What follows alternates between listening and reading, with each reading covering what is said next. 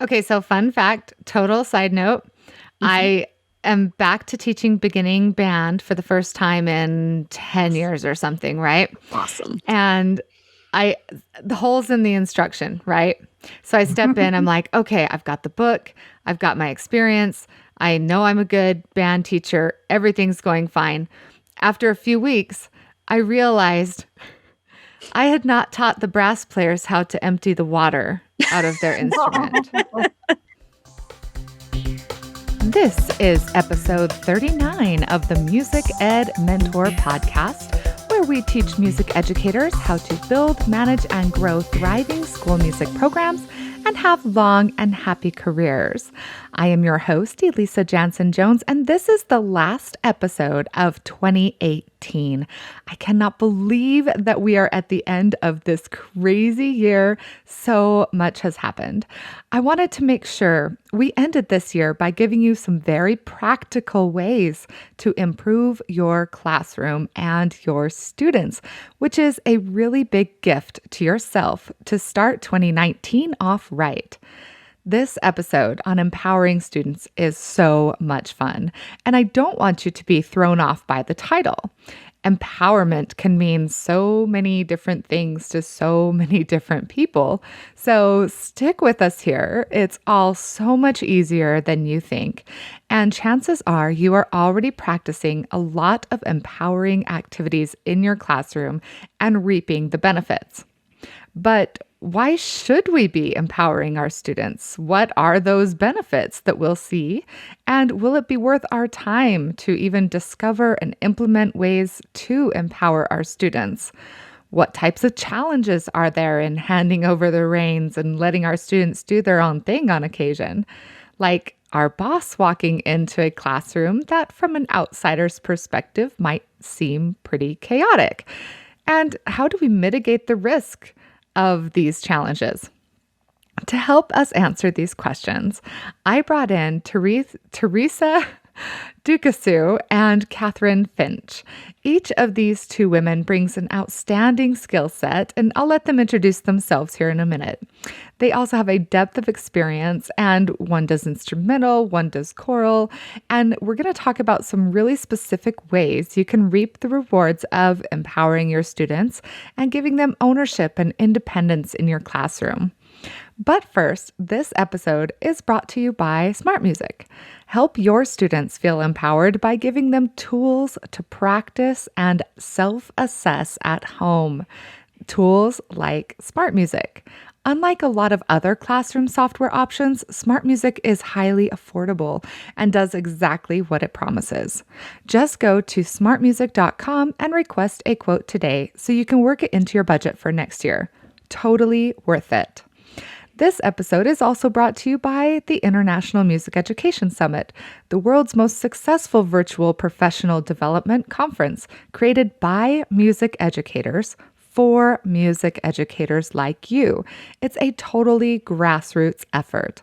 Discover the presenters for 2019 and some of the topics that they'll be teaching you by checking out the website musicedsummit.org. That's musicedsummit.org. Now, let's figure out how we can leverage student empowerment with Teresa and Catherine. Okay, so I'm Teresa Ducasu. I am an instrumental music teacher in Arlington, Virginia, which is just outside Washington, D.C. I teach 4th and 5th grade band and orchestra. Nice. So beginners. That's my favorite. Oh, yes. My name is Catherine Finch, and I am a K-5 general music teacher in Northbrook, Illinois. This is my 20th year of teaching. So this is my 16th year of teaching. I spent the first 13 years in Southeast Pennsylvania, and I've been in a variety of settings. One thing that I've been working on a lot recently is incorporating technology and personalizing learning in the instrumental music classroom. That is always such a tough subject because we already have so much going on in the instrumental classroom. You know, the kids already have so many, like literally things in their hands to do. So how do we integrate that? That's great. And we're going to kind of touch on that, I know, a little bit today. So, and then Catherine, in the choral classroom, do you do a lot of technology integration as well? I do. It's a passion of mine, and so I am a tech leader in my building. But I love integrating tech into the elementary music classroom, and I find that there's lots of connections you can make, and it kind of makes life a lot more effective and efficient when you can incorporate tech into the music classroom. Yeah, I love that there are so many online resources now for technology lesson plans and free downloads and lots of great software that you can use and everything like that. So, Mm. but that is not our discussion today. Our discussion today is all about empowering students, yes? Yes. Yes. Okay, so you guys are going to have to totally walk me through this because though I've talked leadership and classroom management and some other things like that, I'm just kind of going to let you guys lead the discussion and kind of coach me through it as though I'm your student because I really am. I love this podcast medium because it lets me pick the subjects that are kind of my pet subjects, things that I want to know. So I bring on you fabulous teachers to educate me. It's like one-on-one professional development. So, and everybody else just gets to benefit from it, right? Right.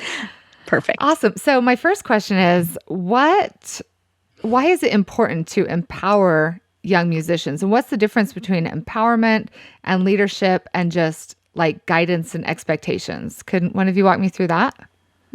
So for a long time, we focused on engaging the students in music class. We wanted them to be listening and singing and doing and moving.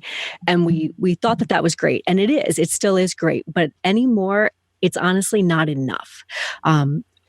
It's still valid, but we need to take it one step farther. Because if you think about a traditional class, the whole class is performing something, and that's great. But really, the teacher picked out the music. The teacher did the score study. The teacher rehearsed the group.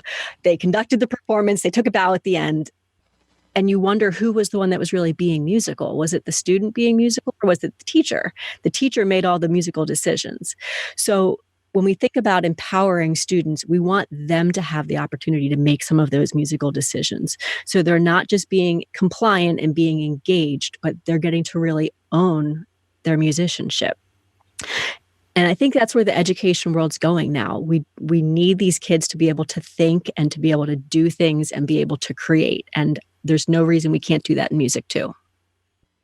Yeah, I think for me too, when I read Daniel Pink's book Drive, it really started to change my thinking in how you engage, but how you kind of motivate and get the most out of your students, like how you get them to want to own their own learning. And he talks a lot about extrinsic motivation, and we have a lot of that in schools. If you think about it, we've got sticker charts and grades, and if you do this, then we can do this, which, we as teachers know that they work. And short term, they do work. But he talks about in his book, he warns us that long term, they actually can be a detriment to people's motivation and to people's productivity. And so he talks about the intrinsic motivation that if we provide people with purpose and autonomy and mastery, then they have the drive to just own their learning and go for it. And so I think if in the classroom, if we look at purpose and autonomy, like purpose in their learning, they really know the why, that we give them some choice in how they're going to accomplish their goal, and that we give them a chance to work at the mastery and then even reflect on it, that we really, then we just step out of the way. I mean, of course, we're supporting and guiding, but giving them those three things and having them intrinsically motivated really is a way to empower them and let them take charge of their own learning. Okay, I think I get it. It sounds a lot like one of the initiatives of the district where my kids go to school, which is performance-based learning, PBL, where the teacher no longer becomes the lecturer and the dominating force in the classroom, but rather is just the guide. They have projects that they're supposed to complete and they're given all the resources. And then the teacher then functions as a resource. But how does that work in the music classroom though? If it were up to the students, wouldn't they be picking all pop music are all musical music? How do we guide them and empower them, but also empower them to make good decisions?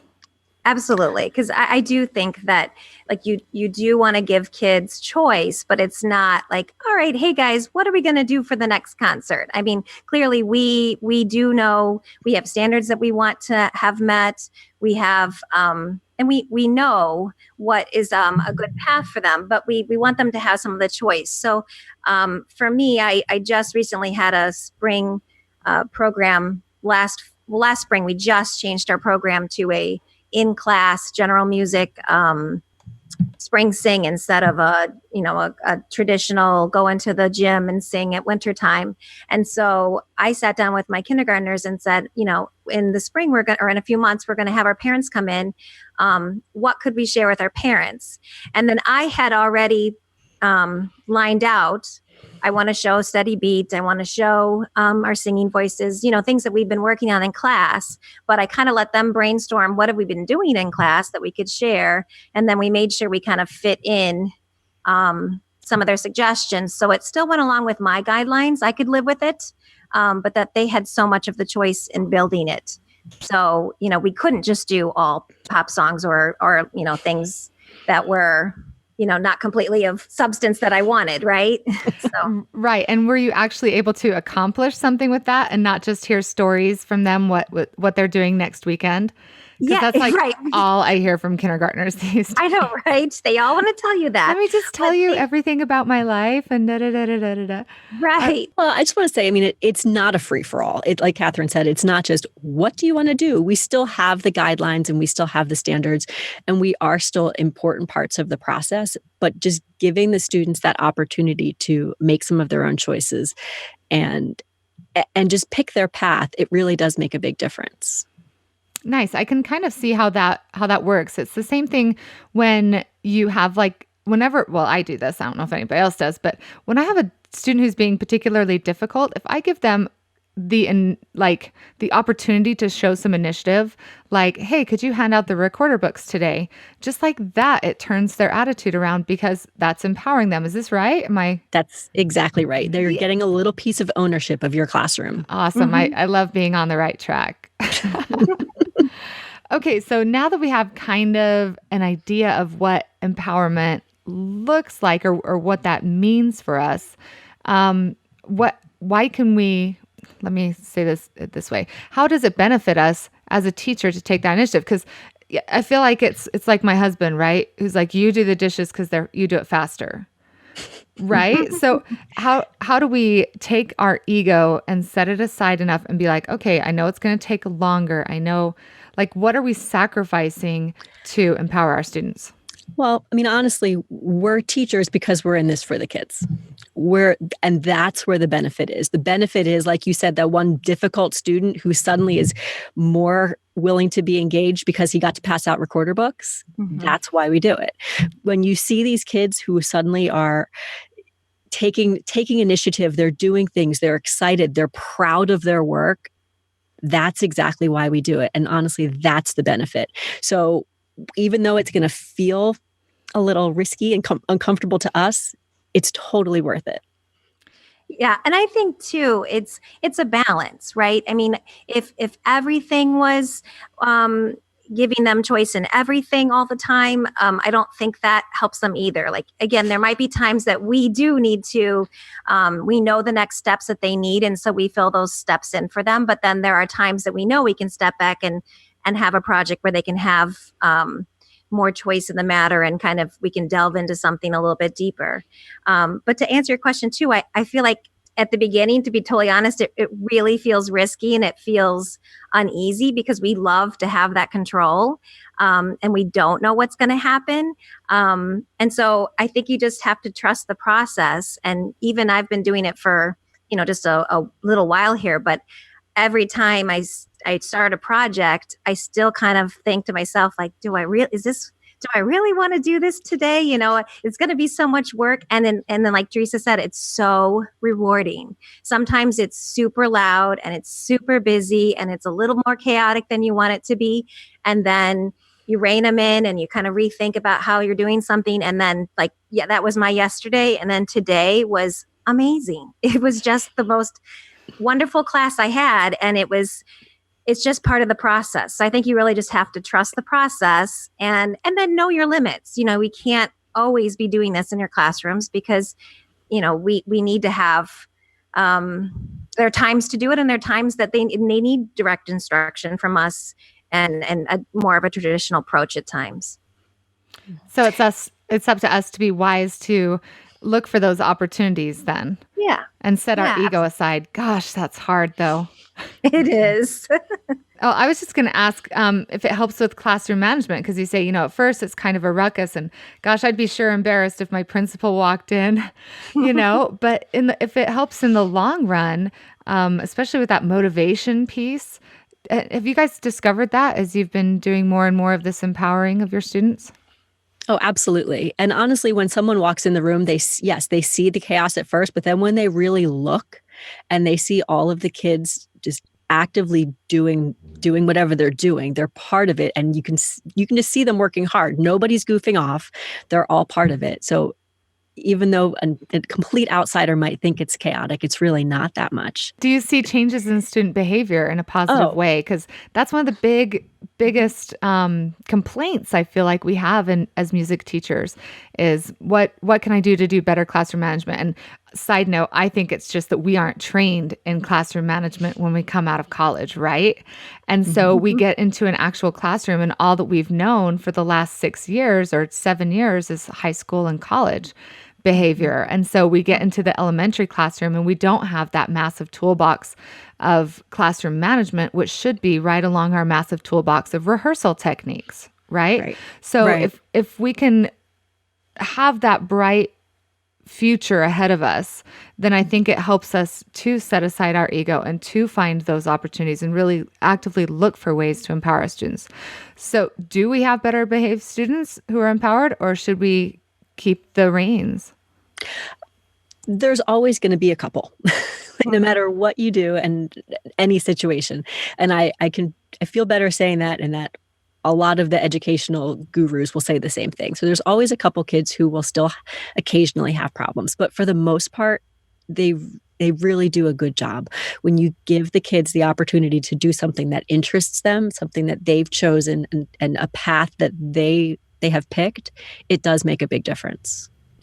Yeah, and I think they're learning, how to be good citizens. So they make mistakes with communication or they make mistakes with working with other kids, but it's like they're so invested in it that they want to make it better. Like yesterday, my Thursday was pretty chaotic. I had one group that really got nothing done, and so I sat down with them and said, what happened? Well, we were being silly. We were goofing around. We were, and I said, well, did that help us? And, no. And they didn't. And they had the consequence of like, we've got to pull this together because we have another group that's depending on us to get our piece done. And because we're going to present to our buddy class and we got to get our act together so that we can do this. So they saw themselves as part of a larger group. And today I supported them. I mean, I can't just expect that, one conversation is going to turn it around for them, but I supported them and guided them and asked them what they need from me. And it was, again, I just thought it was wonderful because they were able to tell me what they struggled with and what they thought their next steps would be. And with some guidance, I sat with them and then kind of stepped away a little bit and watched and listened. But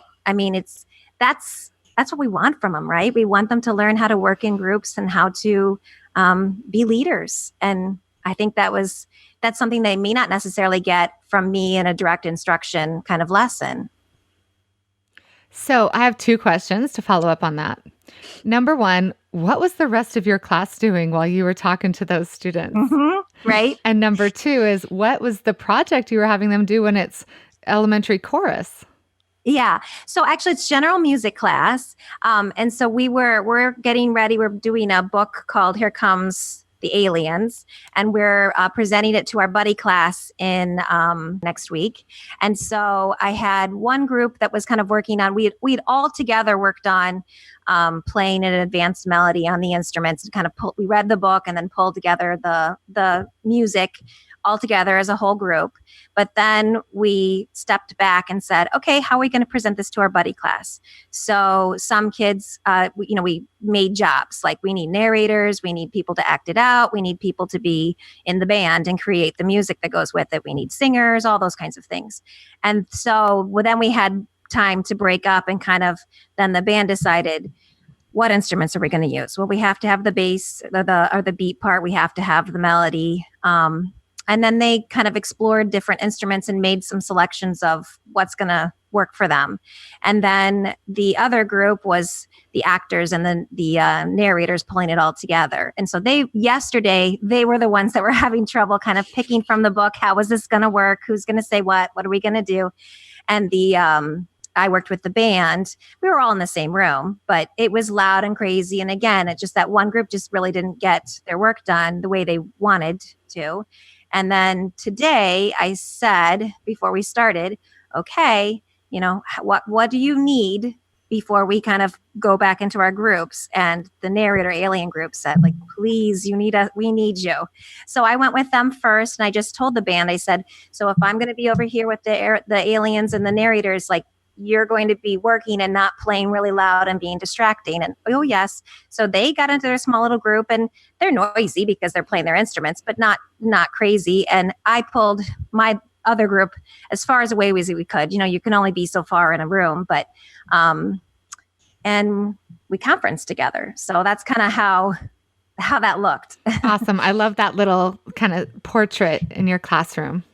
Yeah. And I have to add that today they had been at the Shed Aquarium all day long in Chicago, and they literally just got off the bus, hopped into my room 5 minutes late, ready. And I thought, do I do this today? I mean, they've been walking all day, I would be so tired. And like, I didn't even have to ask them. They were like, well, okay, can we get the instruments out? I mean, like to me, that's another example of like how engaged and empowered they are. Like they come in, they know what to do, and they want to do it. And even after walking all over the Shed Aquarium today. So that's kind of fun. That's great. Yeah, I love that little snapshot of your classroom.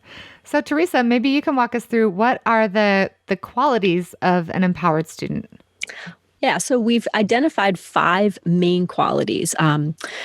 One is that students have voice and choice, that the students are creators, not just consumers, that they're connected, that they ask questions, and that they own the learning process.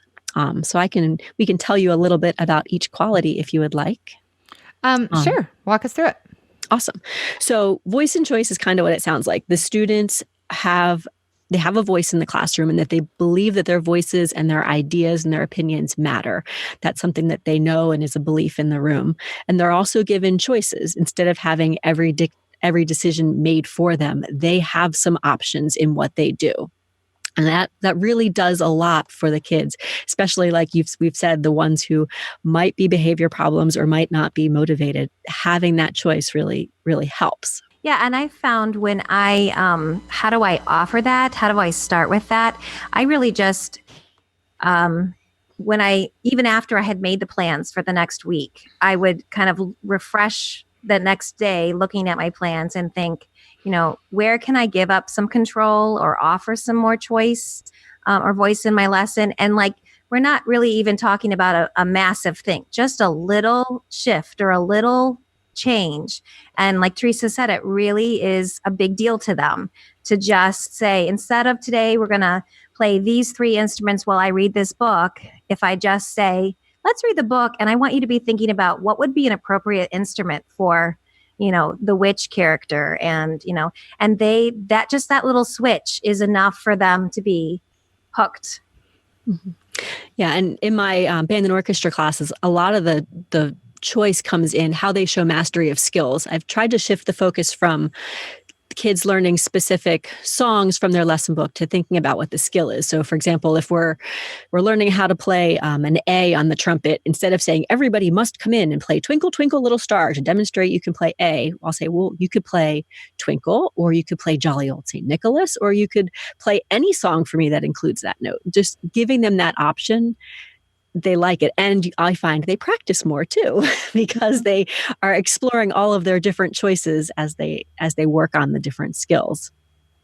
Often I'll have kids get up and lead the warm-ups. So I'll give them that chance to have their voice heard in class. So maybe if the orchestra students are working on a D major scale, I'll put two violinists in front of the class and say, okay, you guys lead the D scale. I'm going to go sit in your seat and play my violin. And they like having that voice and being able to say, this is what I think about the D scale, and this is how I think we should do it. And it sounds like you both do a lot of mental preparation of the students before you jump in. You preempt them with, some support figures, like you said. Here's what's going to happen, and I think that's what kids really need. Have you discovered that? Is that why you do it so much? Yeah, absolutely. And it's not like the first day we're playing a D scale, I throw them in front of the group. It's after we've established the routines and after they understand how things work, then you start giving them the options. So you have to prepare them. You can't just walk in one day and say, okay, it's your choice. Do what you want. They have to have some guidance from you at first. Absolutely. And I think sometimes too, you can let go and realize, oh, wait, I haven't prepared them enough. And so without really, penalizing them and taking it away, you just, for the next lesson, you need to give some more support before they're ready to take over whatever you thought they were ready for. So reviewing really quickly your 5 qualities of empowered students. You had voice and choice, creates as well as consumes, is connected, asks questions and finds the answers, and owns the learning process. So can we kind of focus our energy or our preparation in ourselves on one of these qualities? Is that a good way to kind of get started? And could you help us out with each of the qualities? How do we focus in on that one, I guess is my question. Well, I think to start, if you were going from a completely teacher-directed classroom, that, you would pick one thing that seems comfortable and start there. But you would gradually want to incorporate the other things as well. You wouldn't want to just be giving them choice, but not ever having them create anything. I think that would be doing a disservice to the student. So you still want to start small. But for example, we talked about, or we mentioned that the kids need to have the opportunity to create. One of the things that we know we have to do is to expose them to really high quality music. As music educators, we want them to be exposed to just great things, and we can consider that consumption.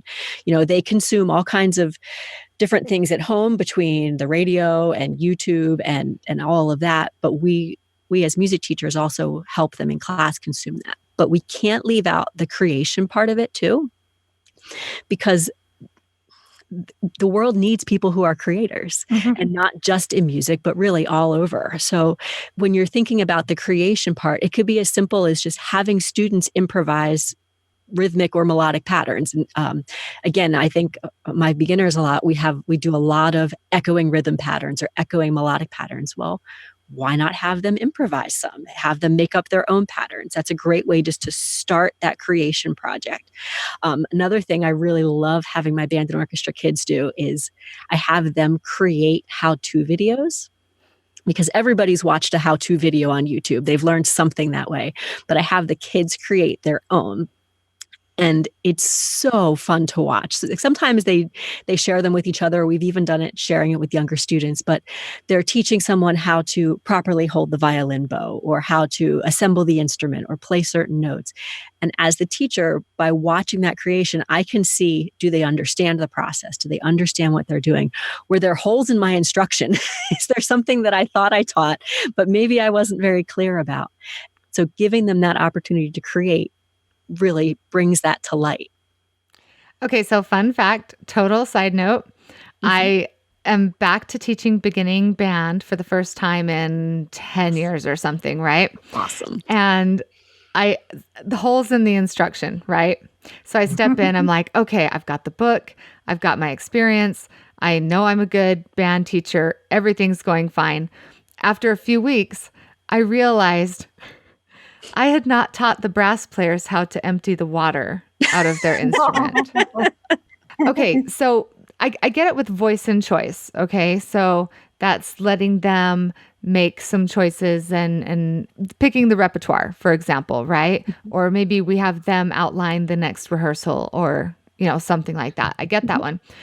Creates as well as consumes. I get that one because of Teresa's awesome explanation just now. The next one is connected. So how do we implement that one into our classroom? How do we help them be more connected? Well, I think honestly now we don't have any excuse. I mean, look at us doing this podcast. None of us are in the same state and we're very easily connected to each other. So I think as teachers, we have to get beyond the four walls of the classroom. There's really no reason to stay in. So figure out what kind of technology you need to use, whether it's just connecting with somebody on social media, connecting with another classroom. You could even just connect with the classroom within your school district, and you're still just getting the students outside of the walls. I think that's really important. Absolutely. And I think they love to share outside, like what a powerful thing when they can share something they have at their fingertips, right? They can show grandma on Twitter that we did something, or they have that connection everywhere else. Why wouldn't they have it within their classroom too?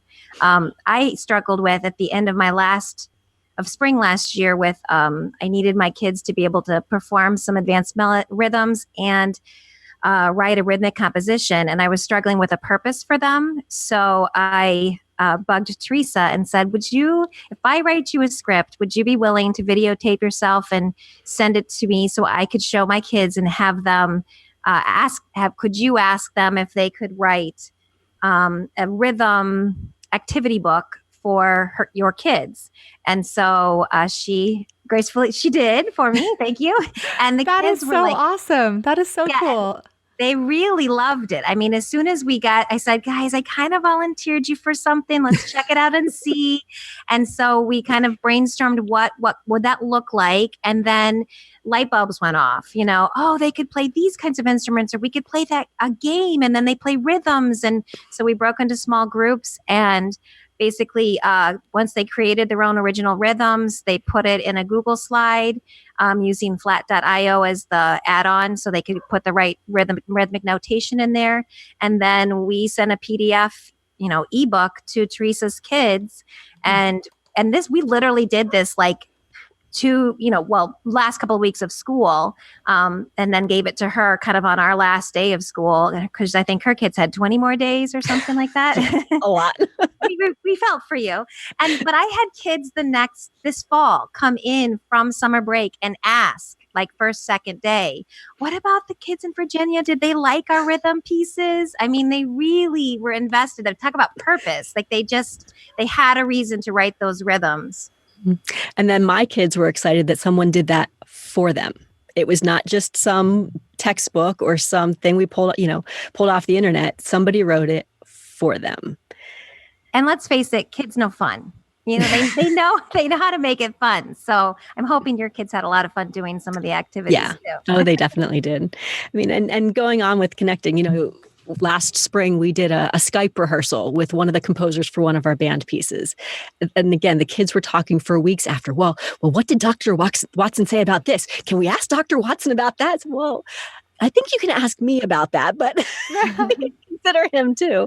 And just the little ways that you can reach out and connect. Flipgrid is another one that we use frequently. We'll do a joint Flipgrid with another school somewhere in the country and share holiday songs, or we're doing one right now for Halloween songs. Just having that connection outside of the school, it gives it a little bit more purpose for the kids. Yeah, more purpose and more meaning, I bet, in addition to the whole being excited to connect. I've started to see that recently just in this year, because I'm not technically in the school district, right? I'm under the Catholic Church, since I'm in the private Catholic school. So I fortunately am a very outgoing person. I like to think of myself as a connector, right? And so for the first time, my school has been invited to participate in the district honor choir. Yay, I'm so excited. That's awesome. I get the email. I'm like, oh, they know that I want to do stuff. And then I joined the Colorado Bandmasters Association, and I have kids going to the select band. And I'm looking for ways to continuously collaborate, because otherwise I would be super isolated, not just because I'm in the farthest back corner of the school and don't see any other teacher except when they drop their kids off, right? But also within my school. And it really boosted the morale of my band students when I said, "Did you guys know that 3 of you get to be in select band?" I mean, there are schools in the area that are sending 10 kids or whatever, Right. but our 3, they are the ringers, right? Anyway, so That's awesome. I just love that you're reaching outside of your school too. That's great. So, what about asking questions and finding the answers? And I know you both are more elementary. Mhm. Middle schoolers, though, how do we get them to be active questioners other than to just question the most inappropriate possible thing to do in class Right. or to try and shock you? Yeah, that one's tough. I mean, and honestly, this is probably one of the more tricky things, but the kids need to have the opportunity to ask questions because, again, they're going to become more invested in the answers. So some things you can think about is when you hand out a piece of music, typically you would be the one to say, okay, what time signature, what key signature, or you would be asking, encourage the students to do it. Pass out the piece of music and say, okay, what do we need to think about? What questions do you have? Give them that opportunity. You could try to find a spot in the classroom where you make like a wonder wall where the kids can post their questions and you take maybe one afternoon a month to find the answers to them. Another great one, if you have the time, is Genius Hour. And in a Genius Hour, you're truly giving the kids an opportunity to explore something that resonates with them or they're passionate about. We did a Genius Hour. It was last spring after the concert. The kids had about 4 weeks during their music classes when they could explore any topic they wanted to, as long as it was related to music.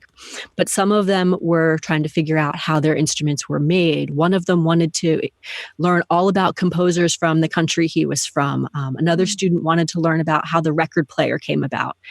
So they had the opportunity just to figure out what piqued their interest and take the time to really learn it. I think with middle school, that's where you're really going to be able to get them interested. And yes, there were some who wanted to learn about the music for Fortnite, and that was their interest. But that's okay. Give them that opportunity. Absolutely. And I think the thing you learn is that, some kids are very comfortable with exploring questions and asking and wondering, and some children aren't. And even if they aren't, and you get, a very little outcome from them, they don't, they still, I guess I want for my own kids, I want teachers to ask them to wonder and ask and help them to ask questions because, we want them to be lifelong learners. We want them to be people who find passions and are happy. And so, even if the success was they eventually tried something when we kept asking, giving them time to allow them to ask questions, that's a great step for that child. And I think it's just, as a mother, I want that for my children. I want my child to be able to know when they grow up what makes them happy and what makes them passionate. And I think just by being open and demonstrating to our students that we are open to being questioned, that we're open to that kind of thing, that can make a big difference. See, now you're making me feel like I do know how to do this a little bit already. So thank you for that. Because I do, like when they do have a question about something, like we were singing this song from Music K8, Arlington. And they were like, well, what is Arlington? I said, well, it's a cemetery. And they said, well, how many people are buried there? I was like, let's look it up. Right? So we started doing this research. We ended up learning all about the Tomb of the Unknown Soldier. I had third graders walking back and forth, counting 21 steps, because that's what the soldiers who protect the, like, it was just awesome. And then, we're in Colorado and we learned from this little documentary that the stone that's on the sarcophagus of the Tomb of the Unknown Soldier is from Colorado. So they grew this personal connection. And now the song takes on a depth of meaning. Mm-hmm. Right. And to think you could have just blown off that kid when he asked the question. Right. But instead. Well, it's the National Cemetery. It is important. Super cool. So any other great tips? What are some additional resources if we need more ideas to kind of incorporate this? I think we all do incorporate student empowerment on some level or other, but maybe by being more conscious about it, we can do it more actively. So what resources are out there for us to be more conscious and Um, I mean, the biggest thing, like we've said, is just think about one little thing you can do and one shift that you can make to incorporate that. Do try to have the kids invested in the process as well as all the other things. Have them setting some of their own goals. Having them reflect on what they did is also going to be a big part of getting them to own their learning. Um, and think each day, what is one small thing that I could do today to incorporate more voice and choice, or to have a student lead part of class, to have them creating something. Just go for those little baby steps.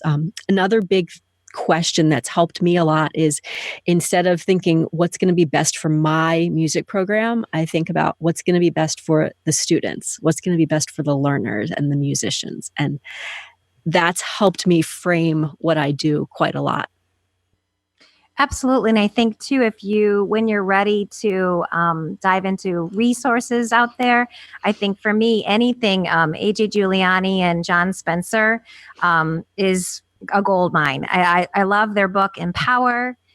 They both have podcasts. I think Creative Classroom is by John Spencer and AJ Giuliani is Inside Innovation.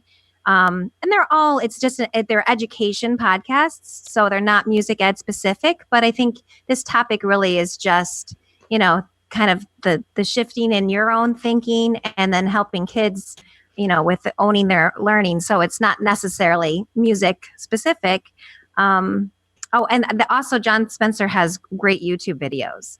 It's sometimes when I'm kind of stuck on a topic of what really is that, he has some wonderful videos that are short and to the point, but really fascinating and just to the point. Yeah, and as a teacher, think about how you can connect too. Honestly, Catherine and I met on Twitter. Yeah. A year ago doing a book study, and we connected through Twitter, and I think the friendship has been invaluable in pushing, I know for me, pushing my thinking and just being able to try new things. So connect with other teachers, figure out whatever your favorite social media outlet is and go that way. And, find people who are like you, but then also find some people who are going to challenge you, because that's really when you're going to be able to grow. I think that's a big thing. Yep. And for me too, it was starting a blog. And I think if you had told me when I was like my high school self that I was going to write, I would have there's no way. I did not like writing.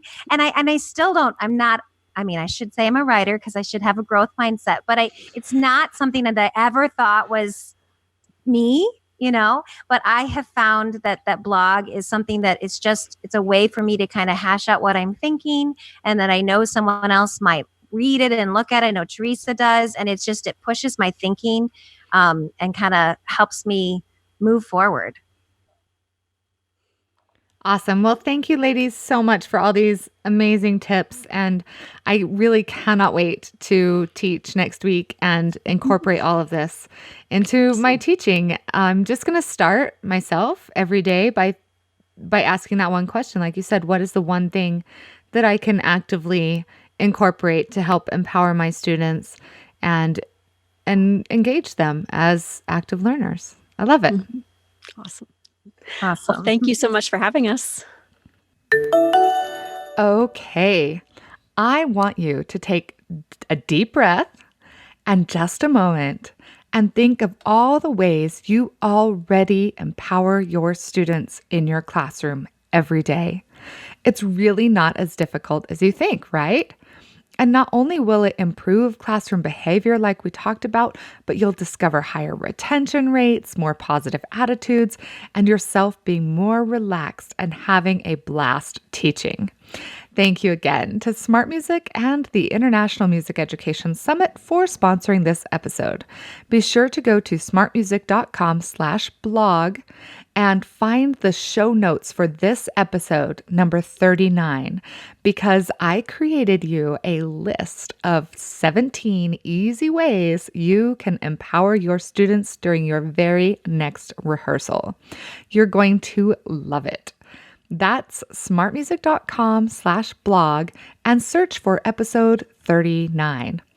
Thank you so much for subscribing to this podcast, giving us that sweet, sweet 5-star rating, and sharing this episode with your music teacher friends so they can reap the benefits of empowering their students too. We'll be back in a couple of weeks with more practical ways to improve your teaching, your career, and your life. Until next time, keep teaching on.